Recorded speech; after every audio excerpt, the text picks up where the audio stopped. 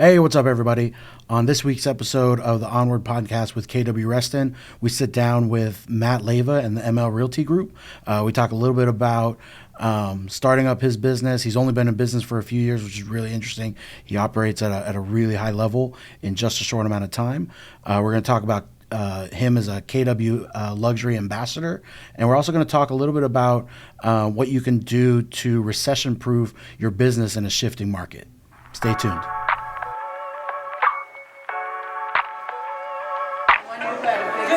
This is awesome.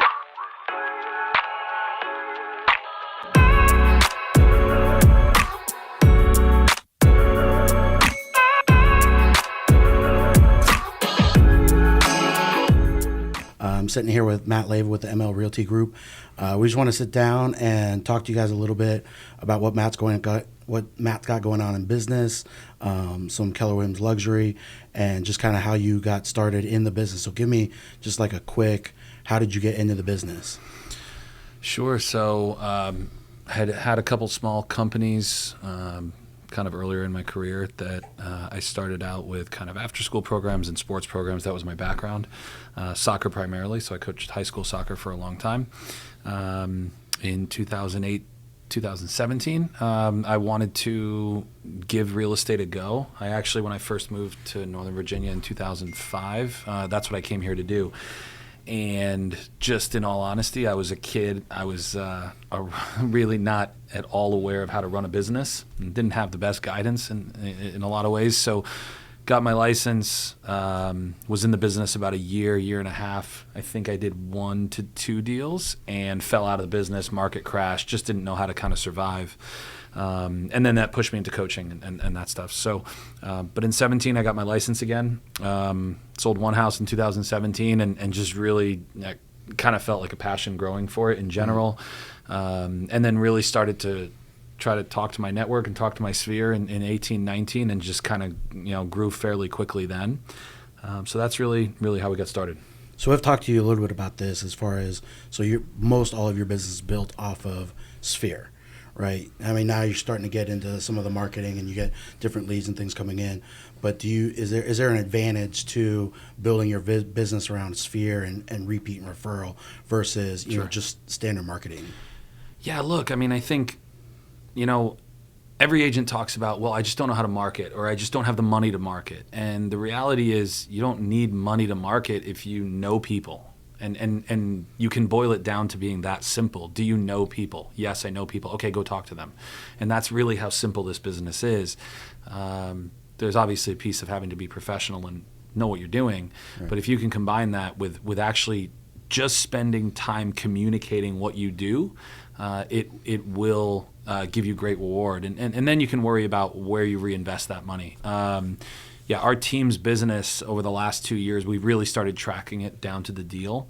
Between last year and this year, we're 78% is sphere referrals, so people that our sphere knows, or people that our sphere is sending us to, and open houses and farm. That's where 80% of our business comes from. And when you know your numbers like that, it's really easy to go, okay, where do I put my money? That's exactly where I put my money. And that's like basic like grassroots realtor stuff, right? So sphere, repeat and referral, open houses, things like that. That's like bare bones, like the basics, right? So you went from basically unlicensed in 16 to relicensed in 17 to now one of the top teams in Keller Williams Chantilly. You're recognized by Gary Keller. You're a KW luxury ambassador with them in such a short amount of time, and it really is. Just based on our conversations, it really is just like the grassroots basics of it, right? And you just do it at a really, really high level. Be obsessive with it. I mean, right. The line that I love from Bold, right, is success is simple, not easy, right? It's not hard, right? You got to work. We get that, but it's not some like complicated labyrinth of like how do we do deals? And I love the questions every day of, well, what piece of marketing is the best one to send? It doesn't matter. Send something out and be consistent with it, right? And that's what we've done. And the reality is too that network, that database is. They are the the least challenging, the lowest expense, and the most trusting, and probably the most fun clients to work with. They already know you. They already trust you. You already are starting out on second base, right? You just need to kind of get home. Yeah. Whereas, you get internet leads and they don't know you. You're just another placeholder of a realtor that they may think is overpaid or doesn't know what they're doing. And that's a tough stream to fight up against. So really, if you can focus there, make your money, and then start to expand, but don't ever forget where your home base is. Right. Well, and then, so you've just been really purposeful about your growth. They talk about, be purposeful about the way that you grow, right? And don't always chase the shiny penny, because as real estate agents, like as soon as you hang your license, everybody's trying to get in your pockets with something, right? But you get down to the grassroots, you do the basic stuff really, really well. Now you're able to chase some shiny pennies, right? And then add to that, it's, we're both coaches. So we'd rather be great at a few things than average at a bunch, right? So become great at a few things, and then you're able to kind of expand on that. And pick your lane from there, right? And I always say, like, realtors are the most gullible group of people ever, right? You throw anything in front of them that says, hey, we're going to give you leads, and they just throw money at it. And every time, and I've been super guilty of it. It's not like we haven't, right? We've all done it. But you do it, and for 3 months you go, what the hell did I just spend money on? Why did I just give them $3,000 of my hard-earned money when, man, that $3,000 would have been a great, event for my neighborhood that I live in, right? And that families know me already. And worst case scenario, I'm doing something for the people around me that already know and like me and know what I do for a living. And so it's not complicated. There's not one magic pill, and I think that's what we're always looking for, right? Is the magic pill to what is it going to take? What dollar can I pay to get a return? Well, ultimately, it's going to be talking to the people you know and making them aware of what you do every day and that you're really good at it, not that you're just fly by night and every once in a while you sell a house. Right. So you've recently gotten into KW Luxury. You've been qualified for quite a while, I'd imagine. And then just recently became an ambassador for that. So tell me a little bit about that. What does that entail, and what are some of your goals with kind of that program and how to build that for our region within Keller Williams? Well, look, I mean, worldwide, Keller Williams Luxury sells more luxury properties than any brand on the planet, okay? And not a lot of people know that, right? And luxury tends to be one of these markets where in every location there seems to be a dominant brand, right? Even in smaller areas that have money, a lot of times it's the mom and pop shop, right? What they would call like a boutique luxury firm. What we're trying to do is publicize that out of everybody, Keller Williams just sells more than everybody else, and especially in the luxury market. So, I really love that piece of the market. They're challenging properties. They're super fun. Yes, we've all seen $1 Million Listing, and that seems a lot of fun to drive a Bentley and sell those houses. It's not always the reality. They are challenging properties, very, very intelligent, a lot of times sellers and clients. Right. So I really feel like it's an area where you have to test yourself, and you really have to know your stuff, because a lot of times you're talking to somebody that is worth well more than you may ever be worth financially, has done a lot, and has spent a lot of time in a very high net worth network.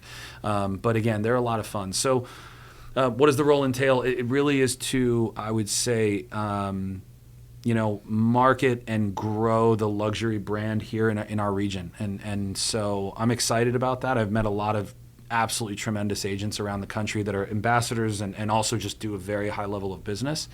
And so I think, we can help grow the Keller Williams luxury brand here in Northern Virginia especially, and take even more market share.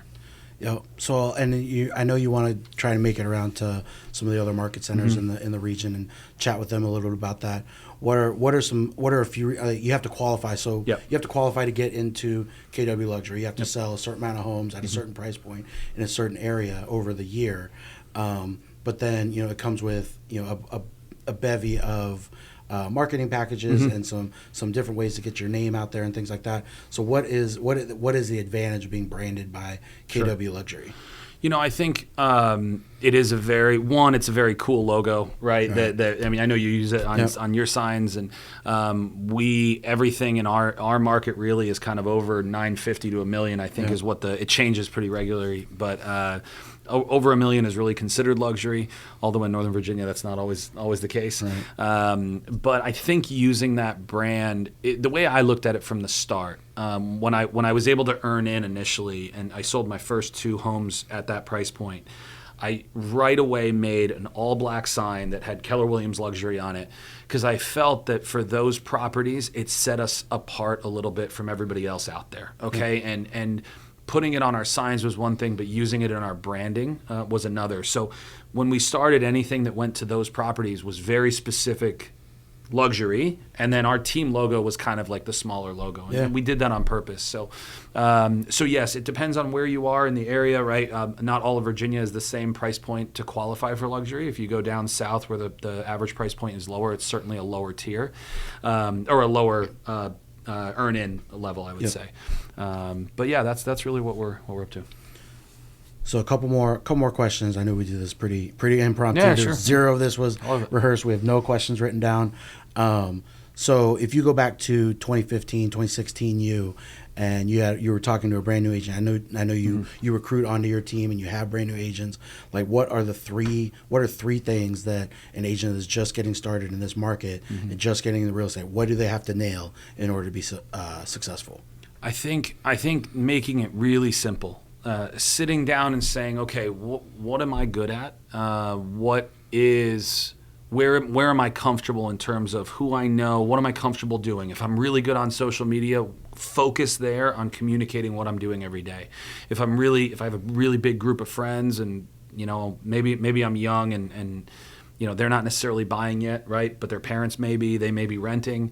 That's where I would really focus, is get into that. You might be really good picking up the phone and calling people, right? And so maybe expired listings, for sale by owners, that's a really good place to start. But I think the recommendation is this: anybody and their cousin can go to real estate school. Yeah. We know that, right? We know boatloads of agents that were good at taking a test and then they kind of stopped there. The hardest thing in real estate, I think, is to generate business, right? That's the biggest complex factor. Yep. Sales, transactions, and revenue solve a lot of other problems, or at least they give you other things you can work on. So focus on getting a couple deals done. Don't worry about going big right off the bat, but just focus on the day-to-day. Focus on talking to as many people as possible. For me, it was talking to a certain amount of people a day. Yep. And that was really where I felt the more conversations I had, the more deals I would do, the more opportunities there would be. And then lastly, do what you say you're going to do. And we know so many agents, right, that they say they're going to do something, they never do it. Oh, I'm going to send you properties. They never do it. You meet somebody, they say they're interested in buying something, make sure you follow up with them. One of my favorite lines, it's probably not the most professional, but the FU money is in the follow-up. And I love that. And if you just kind of live like that, if you're following up every day, you're probably going to do a lot of business. Yeah. Hey guys, if you like this content and you find it helpful for your business, make sure you smash that like button and subscribe. It's really interesting, when people talk about real estate agents, they think we're in sales. Mm-hmm. We're not super into sales, right? We're in the service industry, right, first and foremost. If anything about us is sales, is we have to sell ourselves to our clients. Like, there's so much competition, we have to sell ourselves. We have to try and set ourselves apart. But after that, it really is service. Like, I don't need to walk a buyer into their home and say, "Oh, this chair row matches your furniture perfectly." Right. It doesn't, right? That's, like, we will find somebody, show somebody 100 homes before, we have to force one on them. I think, look, we're not selling houses. Like, the irony of this business is we don't have houses that are our houses that we're just trying to sell to our clients, right? We have listings and we have buyers. And what we're trying to do is play matchmaker more than anything. Yep. And we tell our clients that a lot.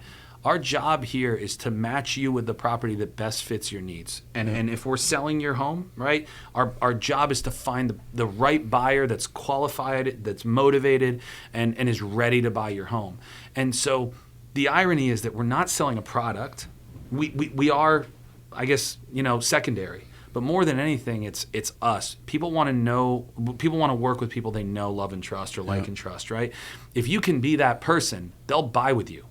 Yep. Doesn't matter. You don't care. I always tell my clients, I don't care what you buy. I don't care if you buy a farm in Leesburg or a house in Clifton or a condo in D.C. Doesn't make any difference to me. I want to make sure that you're buying what's right for you and right for your family. Yep. And so we never get committed to a property that way on the buy side. We don't care. Like it's got to be the right deal. It's got to be the right purchase for you. Right. And if you take that mindset, I think it helps you react and handle and help your clients in a different way, because you're not necessarily thinking about just the one commission on the one property. You're thinking about getting something done and helping them. And when you help them, they're going to come back and return the favor to you. Right.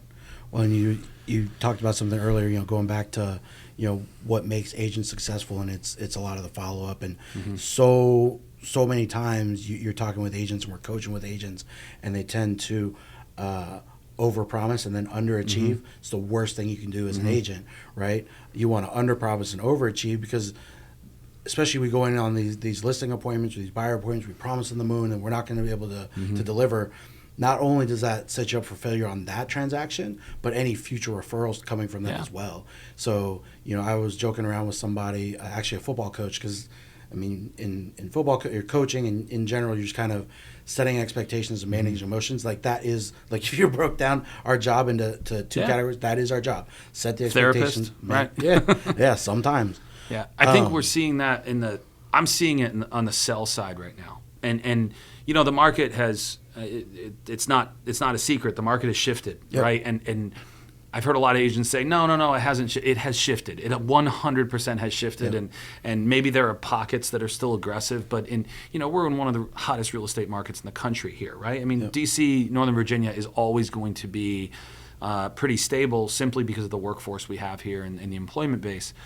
But when we're talking to sellers, a lot of my job now is to set super realistic expectations. If we exceed them, amazing, awesome. Fantastic. But if I walk in, and I've had a lot of listings lately where they've talked to multiple people. And we had one the other day where they said, we talked to 3 agents and all of them told us we didn't have to do a thing to our house. Just put the sign up and it was going to sell. And I said, they're lying to you.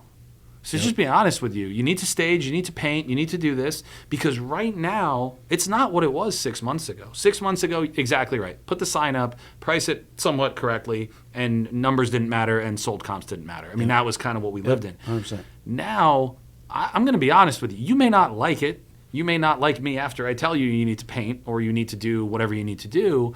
But the reality is that is where we're going. And be that voice of reason, not just keeping people happy. I would rather set that expectation up front and piss them off up front and disappoint them up front than get down the road and your house hasn't sold, right? Because that conversation gets a lot harder, right? And it's one thing to sell a dream and, okay, Ryan, you don't have to do anything. I'm going to sell your house for this amount of money. And then a month later, no offers. And I'm like, hey, man, your kitchen sucks. Yeah, but you told me we were going to sell, right? And so I think that is where set expectations, realistic expectations, and deliver. If I tell you your kitchen sucks, so we're going to have to come down on price a little bit, great. At least right? What do they say? You don't want to get divorce papers in the mail, right? Nobody wants that. You want a conversation. I want to be able to talk to my clients and make sure they know where realistically I believe they sit in a changing market, and that's a challenge. And I think, because of this shifting market, like you said, whether people believe it or not, I tell my agents, is now more than ever, it is so important who people work with. Do not work with somebody just because they have the lowest rate and they stick out a pretty sign in your yard, right? This is an opportunity for the professionals to stand out, right? So I was like, be the professional. Do not be an amateur. Do not tell them you're going to stick a sign in the yard. Do not take iPhone pictures. Pony up. You're going to make $15,000, pay $400 for some pictures. Yeah, that's the thing. Right, the pros are going to stand out right now. And I said, we picked up a listing the other day that was it was listed with and I'll leave the name out of it, but I would say a discount brokerage. Okay, and they were on the market 90 days, no movement, no feedback, no nothing. Right? What did they do? They put a sign on the property and they tried to sell it, and that was it. And he asked me, he said, so what's your commission? And I said, hey, listen, everything's negotiable. We can talk about it, and I do. I work with everybody. I said, I'm going to bet that you're at about 4%. He goes, yeah. I said, that 1.5% you're paying the listing agent seems pretty damn expensive right now, doesn't it? And he goes, yeah, it does. I said, well, I'm going to be higher, but here's what we're going to do for you. And I said, does it seem as expensive? And he said, no. Yeah. Right, because I'm providing value. And so you can, what is the line? In the absence of value, price becomes an issue. Yeah. So again, take the listing and work your butt off to sell it, right? And then you'll reap the rewards all day long, you know? And remember, it's not always price. It's motivation. It's value. It's what you bring to the table. They are signing you. They're not signing your sign. 100%. They're not signing Keller Williams. They're not. They're signing you. And you know, you're either going to earn that trust and then follow through, or you're not. Right, 100%. So switch gears a little bit. You run a high-producing team at a really high level. We are in a shifting market. If you had to talk to anybody that has a mid to high-level team kind of out there in a shifting market, what are you doing to make sure that your business is still running smooth? Like, what do you need to do as a business owner in a shifting market to make sure that next year your business continues to run smoothly? Sure. You know, I've never been great at P&Ls and QuickBooks and all that, but I will say that right now we're looking at every dollar, you know, just to make sure, right? We don't overspend. We're not frivolous in how we spend. I'm sure there's areas that we could cut back like everybody, but we're making sure that the dollars we spend are going to direct opportunities to generate business. Okay, that is where that money should be going. So first of all, we're doing that. I would say secondly, I am diving, or we as a team are diving headfirst into our 4 biggest lead sources, which are again SOI referral, farm, and open houses. Okay. And we are putting every bit of energy into that. We're not going the paid lead source. We're not going to even the referral-based lead source. We're just not getting into that game. And the reason is, in my opinion, even a 25 to 30% referral is incredibly expensive in the long run. That is a big chunk of money for one lead. Where let's just take Northern Virginia, 2 years ago was like $400,000 average price point. We're skied well above that now. But let's just say an average commission is $10,000, and I'm paying a 30% referral to a company that generates leads. That's $3,000 that literally doesn't even hit our books, right? That is a cost of sale. Now there's a split with agents, okay? So we're taking the 70% left, and then we're splitting it down to $3,500. Yep. You don't operate on that. That $3,000 could be an event in a neighborhood or a dinner for your sphere that generates 3 to 4 referrals, and you make $30,000, $40,000, $50,000 on that money. It's so simple. And so that's really where we're going. Producing agents. As a team leader, you got to produce if you're going to be on a team. And I think that's where we're looking now, is like our guys are producing, and that's good. We just can't. I think you got to be careful in having leads that are going to agents that aren't converting. And that's just a reality, right? That we're, you know, in some of Gary's meetings that have been great. I've been a part of Gary's top group now, which has been amazing. The conversations are just at a different level. But we talked about a book, this book talked a lot about wartime CEO versus peacetime CEO. And I've been harping on this. Are you a CEO that is comfortable in peacetime when things are kind of going well and you don't have a whole lot of competition and everybody's making money and everybody's happy? Or are you going to be a CEO that's prepared to be in the middle of a war? And that's how I feel, is that we're in the middle of a war now. You know, the technology that's coming into the business is changing everything. There's a boatload of realtors out there. What was it? There was something like 2 million realtors in the country and 1 million in real estate school. Yep. Okay, there's a lot going on. And so, you know, to anybody running a team anywhere, you know, around like our size or kind of our world, those are the things that I would be looking at right now. Absolutely. So, and just finish up real quick. I have one more question. So finishing up 2022 and going into 2023, like what are your goals? What are your goals? What are your team goals? What do you guys have coming down the pike for the rest of this year and starting next year? So we're in a good place. We did 122 units last year, about 82 million, so 2021 in volume, and that was a big jump. We doubled from 2020 to 2021. We certainly don't expect to double again this year. I think with the market shift, you know, we want to beat what we did last year in units, and we're right now closed and pending probably at about 70 units and about 60-something million. We have a high price point, which is great. So our goal is to beat those numbers from last year. You know, 100 million in volume is really the target, and I think we're actually kind of on track for that. I think the bigger goal that is going to be, it's going to take a little bit to quantify, is skill set. We're getting back to our guys are script practicing every Monday morning. We're getting out and knocking doors regularly, doing client events, doing neighborhood events, really honing in on our farming, because our belief is that this is the time when when things are easy, people say they'll hire a friend, they'll hire kind of someone cheap. When things are difficult, they want to hire a professional. And our goal is to, especially in our network, be very clear about the fact that we are the professionals in the room. And if you need something done, you need to hire us. So that's really our goal moving forward. And hopefully as a team we grow a little bit. But we've got a really good group, really good administrative staff, and so we're in a good place and feel like we're in good shape. Yeah, we always. We've had conversations before, and we've hung out outside of work and things like that. And just one of the things that I always take away is you're always super focused on what you want to do. So it sounds like you guys are on a good track, and I think you guys will hit and exceed your goals for this year. And I'm sure you guys will have a great year next year. If I see you walking up my driveway trying to door knock on my door, I'm going to spray you with a hose. We might. I'm not going to promise. But it anything. doesn't mean I won't meet you on your driveway for a few beverages exactly right. later on in the evening. Yeah, man. So, all right, my guy. Thanks, man. Yeah, Appreciate buddy. everything. Yeah, man.